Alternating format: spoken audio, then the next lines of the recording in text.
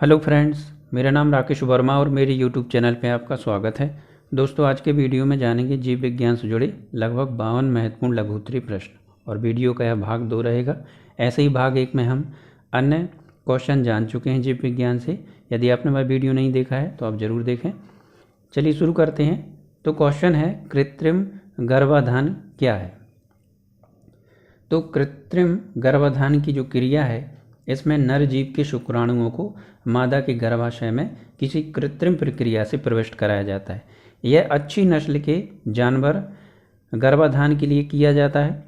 पशुओं में अच्छी नस्ल के वीर्य को कृत्रिम गर्भाधान के लिए सुरक्षित रखने के लिए क्रायोप्रिजर्वेशन विधि से द्रव नाइट्रोजन में रखा जाता है और आजकल यह विधि महिलाओं के लिए भी प्रयोग होने लगी है। जिन महिलाओं के पति अपनी प्रजनन क्षमता खो बैठे हैं, उनकी पत्नियों के लिए कृत्रिम गर्भाधान का तरीका भी प्रयोग में लाया जा रहा है। अगला क्वेश्चन है, पेसमेकर क्या है? यह हृदय की धड़कन को कैसे नियंत्रित करता है?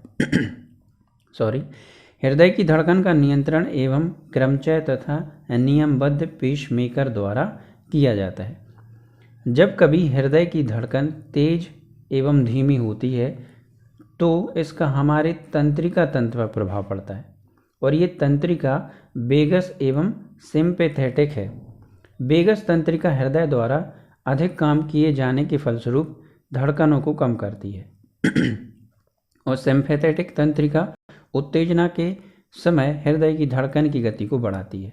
आजकल रोगियों के लिए कृत्रिम पेसमेकर भी बना दिए गए हैं और ये पेसमेकर हृदय को आवश्यक विद्युत संदेश देते रहते हैं और यह बैटरी से संचालित होता है और 6 या उससे अधिक वर्षों तक चल सकता है।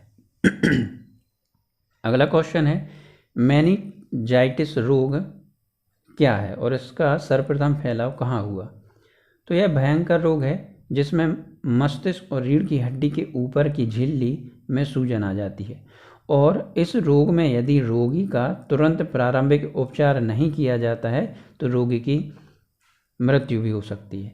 यह नाइसीरिया मेनिंजाइटिस नामक जीवाणु से होता है और यह सामान्यतः बच्चों को अधिक होता है, लेकिन यह जब फैलता है तो शीघ्र ही महामारी का रूप ले लेता है और तब इसे सभी प्रभावित हो सकते हैं।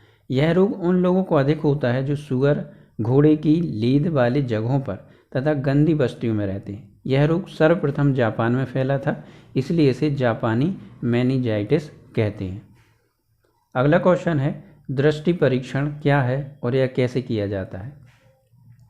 तो यह हम किसी वस्तु को देखते हैं। जब हम किसी वस्तु को देखते हैं तो हमारी रेटिना पर उस वस्तु का उल्टा प्रतिबिंब बनता है। इसे सीधा करने का काम प्रकाश तंत्रिका विद्युत संदेशों के रूप में चित्र को मस्तिष्क द्वारा किया जाता है।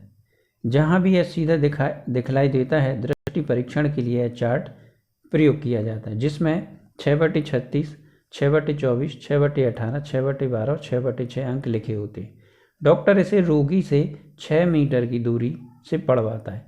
यदि किसी व्यक्ति की दृष्टि 6/12 है तो इसका अर्थ है कि व्यक्ति इस आकार के अक्षर को केवल 6 मीटर की दूरी तक ही पढ़ सकता है, जबकि सामान्य व्यक्ति इसको 12 मीटर की दूरी तक पढ़ सकता है। इसी प्रकार 6/36 का अर्थ है कि सामान्य दृष्टि वाला व्यक्ति इस अक्षर को 36 मीटर की दूरी से पढ़ सकता है और चश्मे के नंबर में जिसका नंबर प्लस धनात्मक होता है उसके लिए उत्तल लेंस का प्रयोग किया जाता है, जबकि नंबर यदि माइनस हो या ऋणात्मक हो तो उसके लिए अवतल लेंस का प्रयोग किया जाता है। अगला क्वेश्चन है, जैव युद्ध क्या है?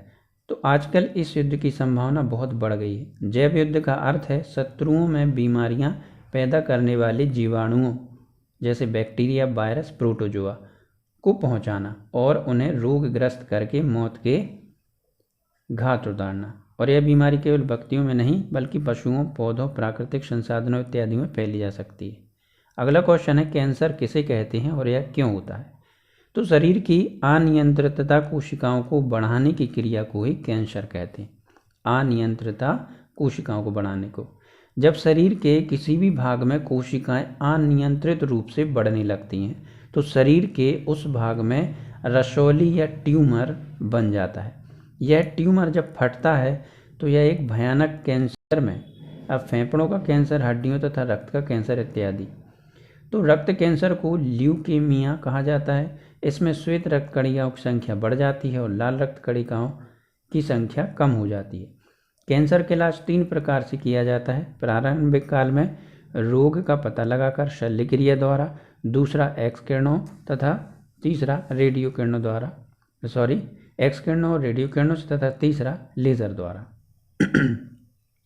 अगला क्वेश्चन है, हमें दिल का दौरा क्यों पड़ता है और यह ज़्यादा आरामदायक व्यक्ति को ही दिल के दौरे क्यों पड़ते हैं? तो सामान्यतः दिल के दौरे का अर्थ है रक्त की कमी के कारण इसके किसी हिस्से का विनाश हो जाना। इस विनाश या टूट फूट के कई कारण हैं, जैसे हृदय को रक्त देने वाली धमनियों के अंदर चिकनाई जमा हो जाना, उनका रास्ता संकुचित हो जाना, जिससे धमनियां उचित मात्रा में हृदय को रक्त नहीं दे पाती। चिकनाई युक्त घी, मक्खन तथा तेल, तले पदार्थ ज़्यादा खाने से ऐसा होता है। जब इन धमनियों में कहीं रुकावट आ जाती है तो दिल में रक्त की कमी से दर्द होने लगता है और इसे नजाइना पेक्टोरिस कहते हैं। यदि हृदय के अंदर रक्त का संचार रुक जाए तो वह हिस्सा निष्क्रिय हो जाता है। यदि इस हिस्से को शरीर से पुनः सक्रिय ना कर पाता है तो इस स्थिति में दिल का दौरा पड़ना कहते हैं। अगला क्वेश्चन है, हमारे बाल सफ़ेद होने के क्या कारण हैं? तो हमारे बालों का काला रंग मेलेनिन नामक पिगमेंट के कारण होता है। जैसे जैसे उम्र बढ़ती है इस पिगमेंट का बनना कम हो जाता है, फलतः बाल सफ़ेद होने लगते हैं। युवावस्था में बालों का सफ़ेद होना एक मैत्रिक गुण है और साथ ही उचित पोषण तत्वों की कमी के कारण, सदमा, चिंता और शोक के कारण भी बाल सफ़ेद होते हैं, क्योंकि इस परिस्थिति में मेलेनिन का बनना कम हो जाता है। अगला क्वेश्चन है, लहसुन की विशिष्ट गंध का क्या कारण है? तो लहसुन की विशिष्ट गंध का कारण उसमें मौजूद डाईएथिल डाइसल्फाइड, डाईएथिल ट्राइसल्फाइड तथा एथिल प्रोपिल डाइसल्फाइड जैसे सल्फर यौगिक हैं। अगला क्वेश्चन है, खाना खाने के बाद हमें नींद आने लगती है क्यों? तो सामान्यतः जब हम भोजन करते हैं तब भोजन की पाचन क्रिया के लिए पेट को रक्त की अधिक आवश्यकता होती है। भोजन के बाद शरीर के खून का बहुत सारा हिस्सा पेट को प्रवाहित हो जाता है। परिणाम स्वरूप मस्तिष्क में रक्त की मात्रा कुछ समय के लिए कम हो जाती है और ऐसी स्थिति में मस्तिष्क में रक्त की उचित मात्रा पहुंचने में समय लगता है और वास्तव में यह एक ऐसी स्थिति है जिसमें शरीर को आराम की आवश्यकता होती है। इसलिए भोजन करने के बाद थोड़ी देर आराम करना बहुत ज़रूरी होता है। अगला क्वेश्चन है, फोड़े फुंसियों में मवाद या पस क्यों पड़ जाता है? तो शरीर के किसी भी कटे हुए हिस्से पर या फोड़े फुंसियों में बहुत से रोग फैलने वाले बैक्टीरिया होते हैं। इन बैक्टीरिया को समाप्त करने के लिए हमारे शरीर के रक्त में उपस्थित श्वेत रक्त कण इनसे युद्ध करते हैं और जैसे ही शरीर पर बैक्टीरिया हमला करते हैं, श्वेत रक्त कण इन बैक्टीरिया को मारने के लिए घेरा डाल लेते हैं और इस लड़ाई में बहुत से बैक्टीरिया मारे जाते हैं और बहुत से श्वेत कण भी नष्ट हो जाते हैं। तो मरे हुए बैक्टीरिया और नष्ट हुए श्वेत कण की पस या मवाद के रूप में बाहर निकलते हैं और यह लड़ाई तब तक चलती है जब तक सभी बैक्टीरिया समाप्त नहीं हो जाते।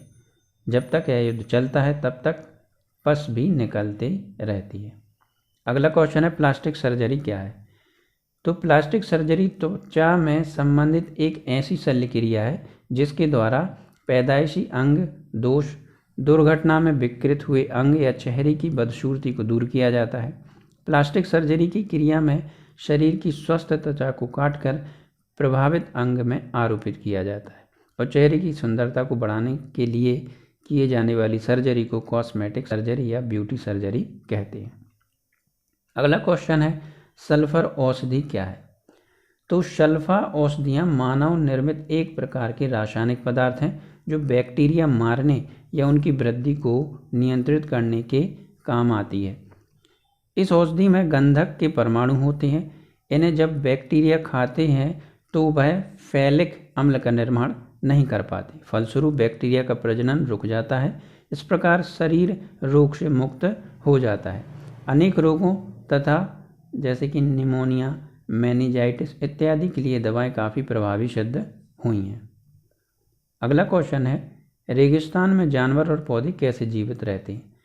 तो रेगिस्तानी क्षेत्र में पानी बहुत कम होता है, चारों तरफ रेत ही रेत होती है। यहाँ दिन में बहुत गर्मी तथा रात में ठंडी होती है।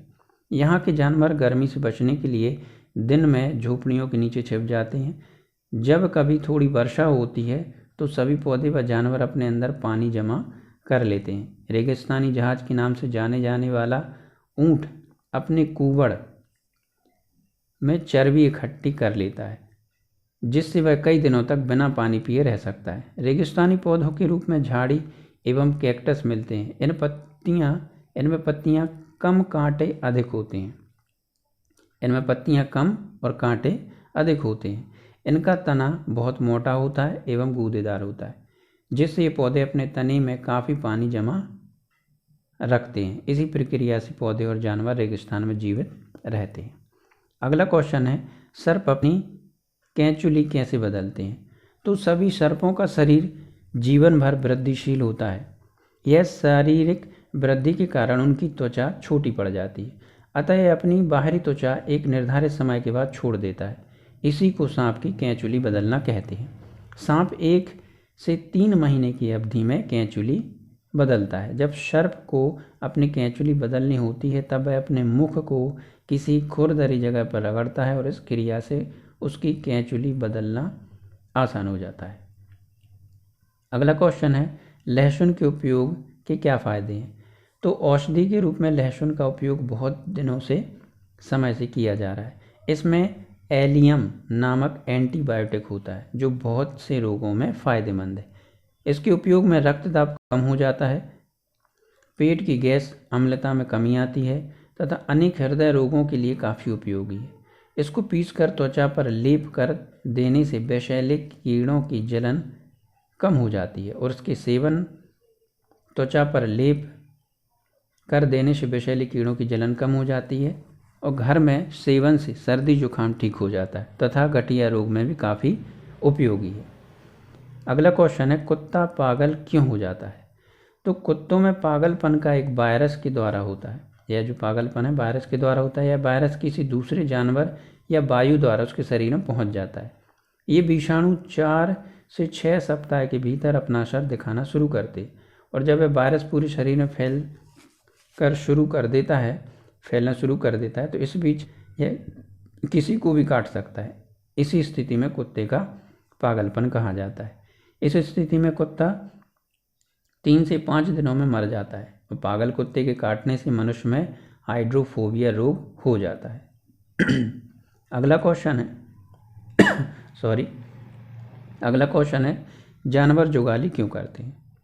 तो जानवरों में पेट की संरचना बहुत जटिल होती है। इनका पेट 4 हिस्सों में बटा होता है।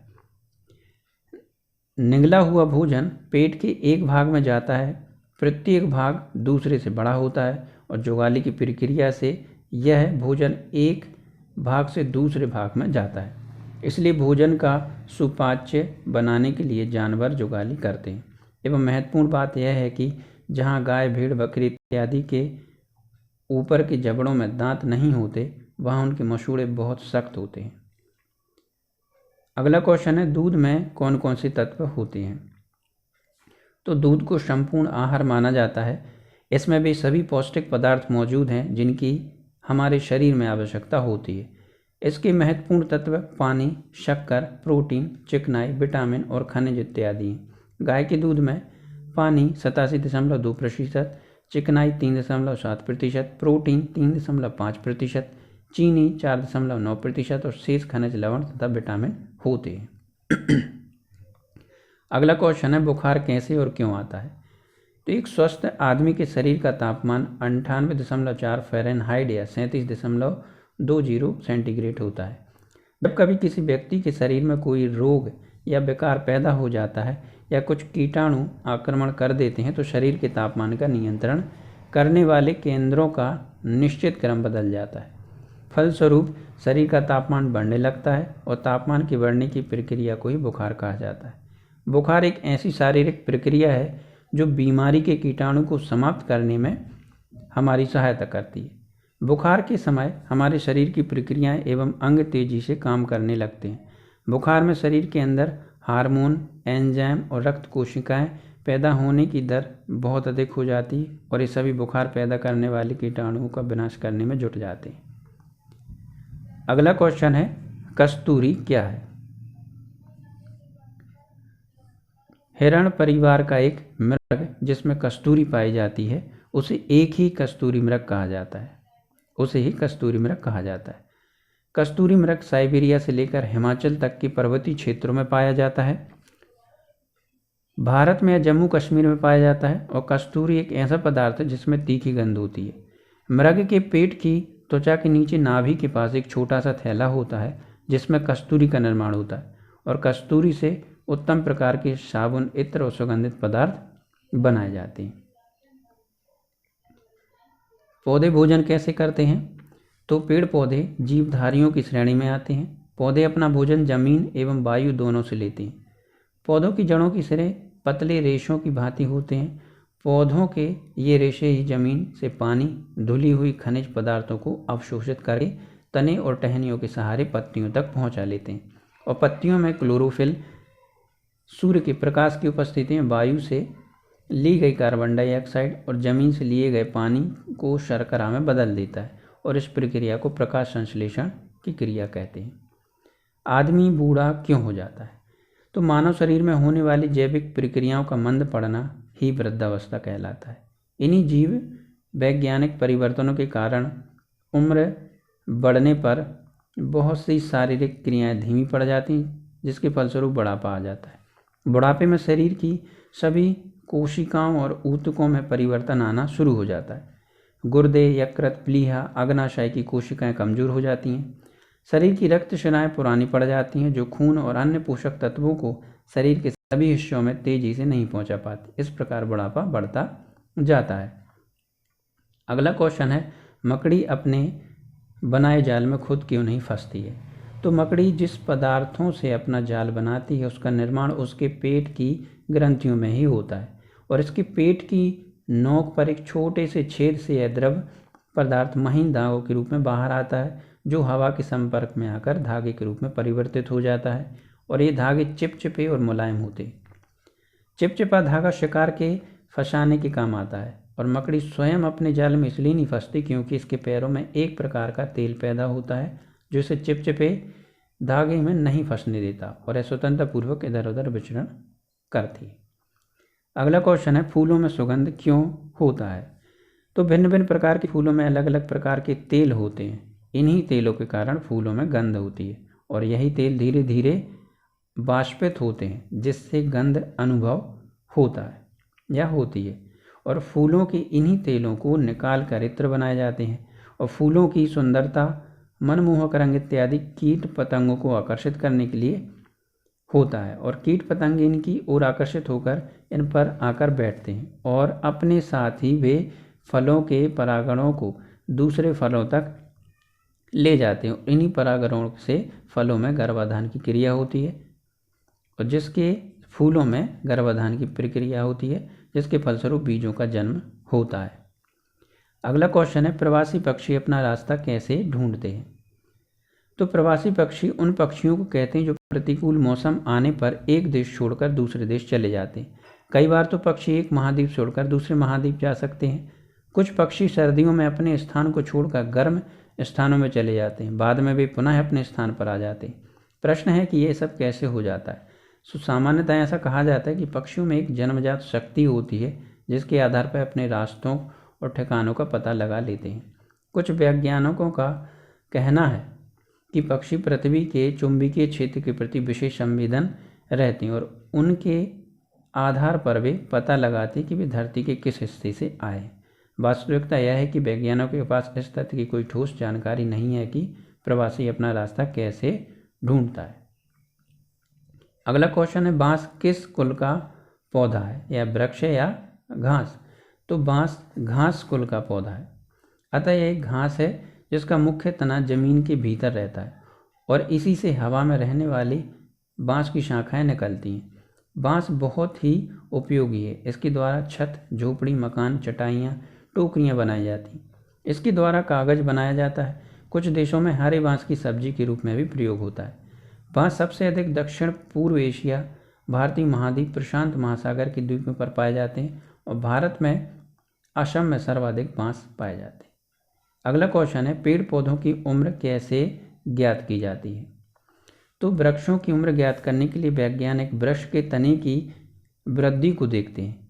यदि पेड़ के तने में एक गोल चकती हम काटें तो उस पर गोल घेरे दिखाई देंगे और ये गोल घेरे ही वृक्ष की उम्र के अभिलेख।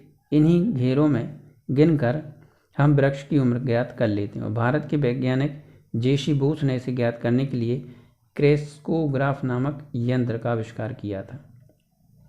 अगला क्वेश्चन है, क्या पेड़ पौधे भी मांसाहारी होते हैं? तो पेड़ पौधे भी मांसाहारी होते हैं। ये अपने संपर्क में आने वाले कीड़ों मकोड़ों को खा जाते हैं और ये ऐसे पौधे होते हैं जो स्वयं प्रोटीन नहीं बना पाते, इसलिए वे कीड़े मकोड़ों को खाकर ही अपना प्रोटीन की आवश्यकता पूरी करते हैं और इस तरह पाया जाने वाला इंडियन पाइप नामक पौधा कीटों को खाता है। अगला क्वेश्चन है, एंटीबायोटिक्स क्या है, इसके कार्य क्या है? तो एंटीबायोटिक्स एक विशेषज्ञ प्रकार की औषधियाँ हैं जो हमारे शरीर में रोग पैदा करने वाले कीटाणुओं को विनाश करती हैं। ये हमारे शरीर में रोग प्रतिरोधक शक्ति पैदा कर रोगों से लड़ने से हमारी मदद करती हैं। सर्वप्रथम एंटीबायोटिक औषधि पेनिसिलिन 3 जो निमोनिया, खांसी, गले की सूजन इत्यादि के इलाज में काफ़ी प्रभावशाली सिद्ध हुई। अन्य औषधियाँ स्ट्रेप्टोमाइसिन, एम्पिसिलिन, टेट्रासाइक्लिन तथा क्लोरोमाइस्टिन है। इनके द्वारा अनेक बीमारियों को दूर करने में मदद मिलती है। एंटीबायोटिक जीवाणु और फफूंदियों से बनाई जाती हैं। अगला क्वेश्चन है, विटामिन हमारे लिए क्यों आवश्यक होते हैं? तो हमें संतुलित भोजन के लिए कार्बोहाइड्रेट, प्रोटीन, जल, लवण और खनिज के साथ साथ विटामिन भी बहुत आवश्यक होते हैं। इनके अभाव में अनेक प्रकार की बीमारियां हो जाती हैं, यथा पाचन शक्ति कमजोर होना, रात में दिखाई न देना, कमजोर थकान, मसूड़ों में सूजन, हड्डियों का कमजोर होना इत्यादि। विटामिन अनेक प्रकार के होते हैं, जैसे vitamin A, B1, B2, B6, B7, B12, C, D, E एवं K। यदि हम संतुलित भोजन लेते हैं तो सभी विटामिन मिल जाते हैं और आजकल विटामिन औषधि के रूप में बाजार में भी मिलते हैं।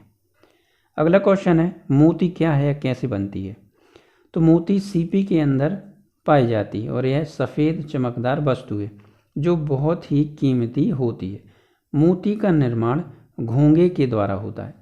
जब बालू का कण इसके अंदर जाता है तो घोंघा इस कण पर सीप के पदार्थ की परत चढ़ाए चला जाता है और यह परत कैल्शियम कार्बोनेट की होती है। कुछ समय बाद यही परत सीप के अंदर मोती बन जाती है। इसी को सच्चा मोती कहा जाता है। यह आवश्यक नहीं है कि मोती सफ़ेद ही हो, यह काला, गुलाबी, बैंगनी भी हो सकता है। आजकल मनुष्य ने कृत्रिम तरीके से भी मोती बनाना सीख लिया है। इसके ही मोती कल्चर कहते हैं। जापान में यह तकनीक काफ़ी प्रचलित है और कृत्रिम मोतियों का यह सबसे बड़ा निर्यातक है। अगला क्वेश्चन है, फल खट्टे या मीठे क्यों होते हैं? तो किसी फल का स्वाद उसमें उपस्थित यौगिकों पर निर्भर करता है। फलों में सामान्यतः चीनी, अम्ल, विटामिन, स्टार्च, प्रोटीन एवं सेल्यूलोज होते हैं। ये सभी पदार्थ फल के अंदर मिश्रित अवस्था में होते हैं। वैध जिन फलों में अम्लों की मात्रा अधिक होती है उनका स्वाद मीठा होता है। इसी प्रकार दो फलों के स्वादों में भी अंतर होता है। इसका कारण यह है कि एक ही प्रकार के फल में अनेक प्रकार की उपजातियाँ होती हैं और यह फिर स्थान, जलवायु, उगने के तरीके, खाद, पानी इत्यादि की विभिन्नता से उनमें उपस्थित यौगिकों की मात्रा एक समान नहीं होती, इसलिए उनका स्वाद भी भिन्न भिन्न होता है। अगला क्वेश्चन है, छुई मुई का पौधा, दोस्तों ये पौधा है, गलत लिख गया है, टाइप हो गया। पौधा छूने से क्यों मुरझा जाता है?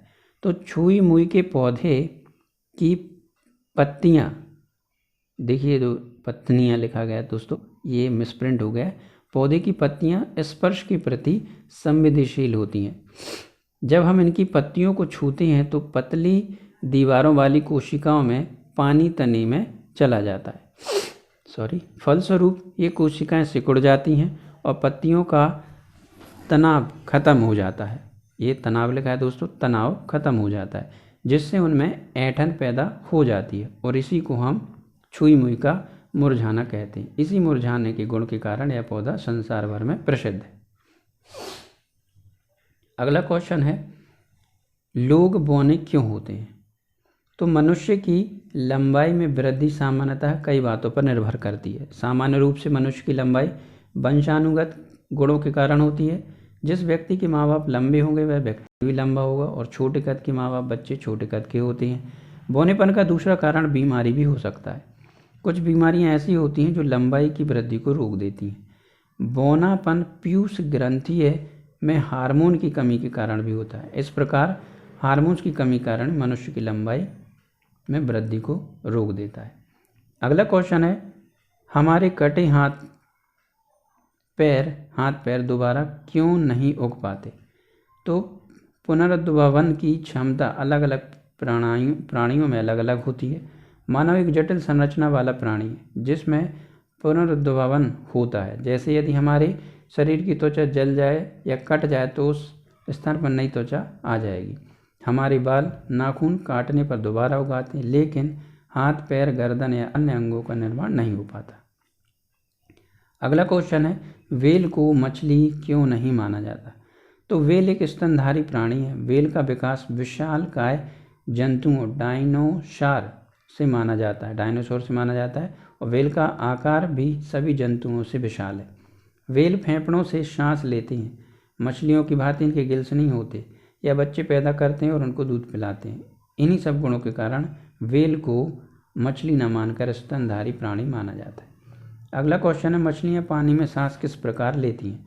तो मछलियाँ गिल्स द्वारा सांस लेती हैं। उनमें हमारी तरह फेफड़े नहीं होते और ना ही हमारी तरह नाक से सांस लेती। मछलियाँ सांस लेने के लिए मुंह में पानी लेती हैं और यह पानी गलफड़ों से होता हुआ बाहर निकल जाता है और पानी में घुली हुई ऑक्सीजन गलफड़ों की कोशिकाओं द्वारा सोख ली जाती और गलफड़ों में बहने वाली खून के साथ ऑक्सीजन में मिल जाती और शरीर में भ्रमण करते ही है। इसी ऑक्सीजन से मछली का खून शुद्ध होता है तथा मछली की सांस लेने की प्रक्रिया पूरी हो जाती है। अगला क्वेश्चन है, सर्दियों में मेंढक कहाँ चले जाते हैं? तो मेंढक के शरीर का तापमान एक सा नहीं रहता, बल्कि वातावरण के साथ घटता बढ़ता रहता है। जाड़े का मौसम शुरू होते ही जैसे जैसे वातावरण का ताप गिरता है, मेंढक के शरीर का ताप भी कम होने लगता है। इससे उनकी जीवन क्रियाएं शिथिल होने लगती हैं और ये अपने को जीवित रखने के लिए तालाबों के नीचे गीली मिट्टी में सिर के बल धीरे धीरे धंसना शुरू कर देते हैं और जीवित रहने के लिए अपने शरीर में जमा चर्बी तथा ग्लाइकोजन प्रयोग में लाता है। अगला क्वेश्चन है, क्या सभी प्रकार के सांप जहरीले होते हैं? तो सभी सांप जहरीले नहीं होते। हमारे यहाँ सांपों की लगभग 200 प्रजातियाँ हैं। इनमें 4 जातियाँ ही जहरीली हैं। इनमें है कोबरा, करैंत, सास्केल वाइपर और रसल वाइपर ही जहरीली जातियाँ हैं। और सांपों में पाए जाने वाला जहर को वेनम कहते हैं और सांप के सिर के दोनों और आँखों के थोड़ा नीचे विष ग्रंथियाँ स्थित होती हैं। अगला क्वेश्चन है, नींद से हमारे शरीर में क्या होता है? हमारा मस्तिष्क एक बहुत जटिल क्षेत्र है। इसे हम निद्रा केंद्र भी कहते हैं। खून में मिला हुआ कैल्शियम इस निद्रा केंद्र को नियंत्रित करता है। जब कैल्शियम की एक निश्चित मात्रा रक्त द्वारा निद्रा केंद्र तक पहुंच जाती है तो हमें नींद आ जाती है और नींद की उबासी से हमारे हृदय की धड़कन कुछ धीमी हो जाती है, लेकिन पाचन संस्थान वह अपनी सामान्य स्थिति में होता है।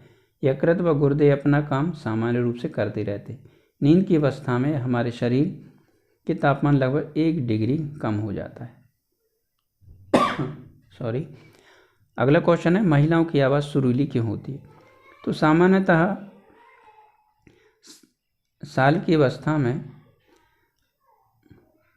लड़के लड़कियों की वयस्कता आनी शुरू होती है।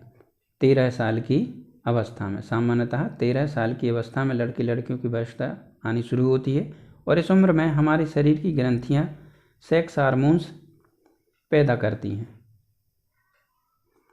इन हार्मोन्स के पैदा होने से लड़के लड़कियों के शरीर में बहुत से परिवर्तन आ जाते हैं और इस उम्र में लड़कों की आवाज़ में भारीपन आने लगता है, उनके कंठनली की लंबाई मोटाई बढ़ जाती, जबकि लड़कियों में यह हार्मोन नहीं पैदा होता, इसलिए उनकी आवाज़ पहले जैसी सुरीली बनी रहती है। अगला क्वेश्चन है, कुछ लोग नींद में खर्राटे क्यों लेते हैं? जब हम जागते रहते हैं तो हमारे मुंह के अंदर गले के पास की त्वचा सख्त और तनी हुई रहती है, लेकिन सोते समय यह कुछ ढीली पड़ जाती है और मुंह से सांस लेने पर ढीली त्वचा वायु के दबाव द्वारा कंपन करती है। त्वचा के इसी कंपन के फलस्वरूप एक आवाज़ निकलने लगती है और इसी आवाज़ को दूसरे लोग खर्राटे के रूप में सुनते हैं। यदि हम सोने से पहले अपनी नाक और मुंह भली भांति साफ कर लें तो खर्राटा काफ़ी कम हो सकता है। अगला क्वेश्चन है, डायलिसिस क्या है? तो कृत्रिम तरीके से रक्त से हानिकारक पदार्थों को छानकर अलग करना ही डायलिसिस की क्रिया कहलाती है। किसी व्यक्ति का गुर्दा या किडनी यदि ठीक ढंग से कार्य नहीं करता है तो हानिकारक पदार्थों की मात्रा खून में बढ़ती जाती है, फलस्वरूप रक्त जहरीला हो जाता है और वैज्ञानिकों ने ऐसे छन्नों का निर्माण कर लिया है जो शरीर के गंदे खून को शरीर से बाहर निकाल कर साफ करने का काम करते। इन छन्नों को डायलाइजर कहते हैं। रोगी का गंदा रक्त उनकी किसी एक धमनी से सिरिंज द्वारा डायलिजाइजर में भेजा जाता है और यहाँ रक्त साफ होकर रोगी की किसी सिरा द्वारा शरीर में वापस भेज दिया जाता है। इस क्रिया को डायलिसिस द्वारा होती है। सॉरी दोस्तों। अगला क्वेश्चन है, लोग बेहोश क्यों हो जाते हैं? हमें सामान्य रूप से कार्य करने के लिए यह आवश्यक है कि मस्तिष्क में रक्त का संचार उचित प्रकार से होता रहे। जब तक हमारे मस्तिष्क में खून की उचित मात्रा पहुंचती रहती है तब तक हमारी सभी क्रियाएं सामान्य रूप से चलती हैं। यदि हमारे मस्तिष्क में रक्त पहुंचने में कोई बाधा आ जाए तो मनुष्य बेहोशी का कारण बन सकता है। अगला क्वेश्चन है, खून का रंग लाल क्यों होता है? तो हमारे रक्त में मुख्य अवयव 4 हैं, प्लाज्मा, श्वेत रक्त, लाल रक्त कण और प्लेटलेट्स। तो हमारे रक्त में आधे से अधिक प्लाज्मा होता है और यह पीले रंग का गाढ़ा द्रव है। इसमें प्रोटीन, एंटीबॉडीज, फाइब्रिनोजन, कार्बोहाइड्रेट, वसा, लवण होते हैं। लाल रक्त कणिकाओं के कारण खून का रंग लाल दिखाई देता है। इसकी बनावट तस्तरी जैसी होती है और लाल रक्त कण ही शरीर में ऑक्सीजन को एक स्थान से दूसरे स्थान तक ले जाते हैं। इसमें लाल रंग का हीमोग्लोबिन नामक पिगमेंट होता है जो खून का रंग लाल बना देता है। और श्वेत रक्त की संख्या शरीर में काफ़ी कम होती है और ये आमतौर पर कीटाणुओं के विरुद्ध संघर्ष करने में मदद करते हैं। और प्लेटलेट्स का आकार बहुत छोटा होता है और यह शरीर के किसी हिस्से के कट जाने पर बहने वाले खून को रोकने में मदद करता है। अगला क्वेश्चन है, जुड़वा बच्चे कैसे पैदा हो जाते हैं? तो स्त्री पुरुष का जब एक निश्चित समय पर संयोग होता है तो पुरुष के वीर्य में उपस्थित स्पर्म में से एक स्पर्म स्त्री के अंडे में प्रवेश कर जाता है और अंडे में स्पर्म के प्रवेश की क्रिया को गर्भाधान कहा जाता है। कभी कभी ऐसा हो जाता है कि गर्भाधान की क्रिया के बाद अंडा 2 हिस्सों में बंट जाता है और इन दोनों भागों का गर्भाशय में अलग अलग 2 बच्चों के रूप में विकास होता रहता है। इसी प्रकार पैदा हुए दोनों बच्चे रंग, रूप, आकार में एक से होते हैं। उनके गुण भी मिलते जुलते हैं। ये दोनों बच्चे या लड़की होंगे या लड़के।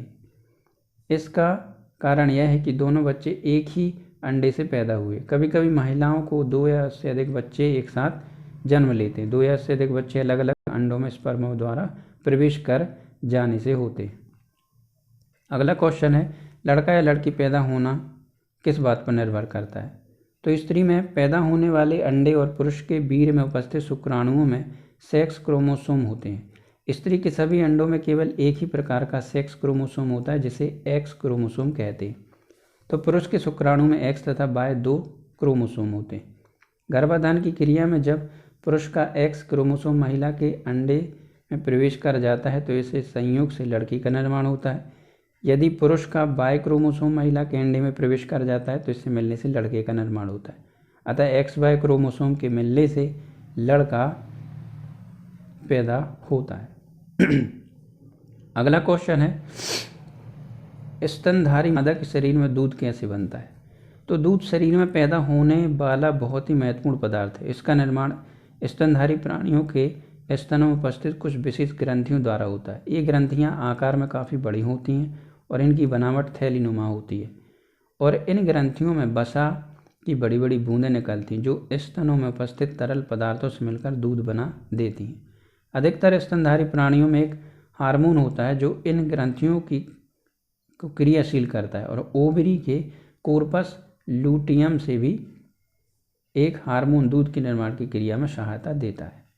अगला क्वेश्चन है, हमारा शरीर गर्म क्यों रहता है?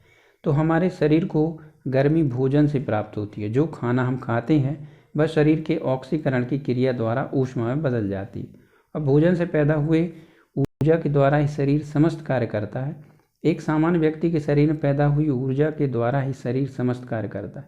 एक सामान्य व्यक्ति के शरीर में लगभग 2500 कैलोरी ऊर्जा प्रतिदिन पैदा होती है और इसी ऊर्जा से शरीर द्वारा विभिन्न कार्य होते हैं और शरीर गर्म भी रहता है। तो शरीर के तापमान को स्थिर रखने का काम मस्तिष्क द्वारा नियंत्रित होता है और जब मस्तिष्क के ताप नियंत्रण केंद्र से कोई गड़बड़ी आ जाती है तो मनुष्य को कपकपी आने लगती है या बुखार आ जाता है और शरीर के गर्म रहने से सदा ही हमारे शरीर की ऊष्मा विकिरण द्वारा बाहर निकल जाती है। अगला क्वेश्चन है, हमें हिचकी क्यों आती है? तो हमारी छाती एवं पेट के बीच में एक डायाफ्राम होता है। अंदर की ओर सांस खींचते समय यह डायाफ्राम नीचे चला जाता है और पेट को दबाता है जिससे फेफड़ों में हवा भर जाती है। इस प्रकार यह डायाफ्राम ऊपर की ओर आ जाता है जिससे हवा फेफड़ों के बाहर निकल जाती है। इस प्रकार यह डायाफ्राम ऊपर नीचे होता रहता है और सांस लेने की क्रिया से बिना आवाज़ किए चलती रहती है। ऐसी स्थिति में फेफड़ों में आने वाली हवा रुकावट के कारण एक अजीब सी आवाज़ पैदा करती है और इसी को हम हिचकी आना कहते हैं। अतः हिचकी आना एक ऐसी क्रिया है जिसके द्वारा पेट में बनी गैस या अवांछनीय भोजन को शरीर बाहर निकालने की कोशिश करता है जिससे सांस लेने में कोई रुकावट ना हो। शराब पीने या पास में किसी ट्यूमर हो जाने पर यह डायाफ्राम सिकुड़ जाता है और हमें हिचकी आने लगती है। अगला क्वेश्चन है, हमें प्यास क्यों लगती है? तो हमारे रक्त में जल एवं नमक सदैव ही मौजूद रहते हैं और शरीर के ऊतकों में भी यह पदार्थ रहते हैं। सामान्यतः रक्त में इन दोनों पदार्थों का अनुपात स्थिर रहता है और किसी कारणवश रक्त में जल की मात्रा कम होने पर इन दोनों पदार्थों का अनुपात बदल जाता है और इस स्थिति में मस्तिष्क में उपस्थित व्यास केंद्र गले की संदेह भेजता है जिससे फलस्वरूप गले में सिकुड़ना पैदा हो जाती है और इस सिकुड़न से गला सूखने लगता है और हमें प्यास महसूस होने लगती है। अगला क्वेश्चन है, बिना उबाले दूध जल्दी खराब क्यों हो जाता है? तो ताजे दुहे दूध में कई प्रकार के बैक्टीरिया होते हैं। जब दूध वायु के संपर्क में आता है तो इन बैक्टीरिया की संख्या कुछ ही समय में बहुत ज़्यादा हो जाती है। इन्हीं बैक्टीरिया के कारण दूध खट्टा हो जाता है और दूध को खराब होने से बचाने के लिए सबसे अच्छा तरीका फ्रांसीसी वैज्ञानिक लुई पाश्चर ने खोजा था। इस प्रक्रिया को पाश्चुराइजेशन कहते हैं। बाजार में बिकने वाले मक्खन और दूध के पैकेटों पर पाश्चुराइजेशन युक्त लिखा होता है। यदि दूध को 62 डिग्री सेल्सियस पर 30 मिनट तक गर्म करके ठंडा कर दिया जाए तो दूध में उपस्थित बैक्टीरिया मर जाते हैं। इस प्रकार गर्म किए हुए दूध को बिना खराब हुए अधिक समय तक रखा जा सकता है। अगला क्वेश्चन है, मधुमेह रोगियों के लिए मशरूम कैसे लाभदायक है? हाँ, तो मशरूम विटामिन के साथ स्टार्च कोलेस्ट्रॉल रहित होने की वजह से मधुमेह रोगियों के लिए वरदान है। मशरूम में फॉलिक अम्ल प्रचुर मात्राएं पाए जाने के कारण रक्त की कमी से पीड़ित व्यक्तियों के लिए भी गुणकारी है। मनुष्य मांस की पाचन कर लेता है परंतु उसकी आंतें क्यों नहीं पचती हैं? तो मनुष्य की पूरी आंत समय अंदर क्यूटिकल का आवरण चढ़ा होता है। आंत में स्रावित पाचन रसों का इस पर कोई प्रभाव नहीं पड़ता और मांस ऐसे में कोई आवरण नहीं देता और वह पच जाता है। तो दोस्तों, आज के वीडियो में बस इतना ही। आशा करता हूँ आपको मेरा वीडियो पसंद आया होगा। वीडियो पसंद आया तो वीडियो को लाइक करें, अपने दोस्तों के साथ शेयर भी करें और मेरे चैनल को सब्सक्राइब करना ना भूलें। Thank you.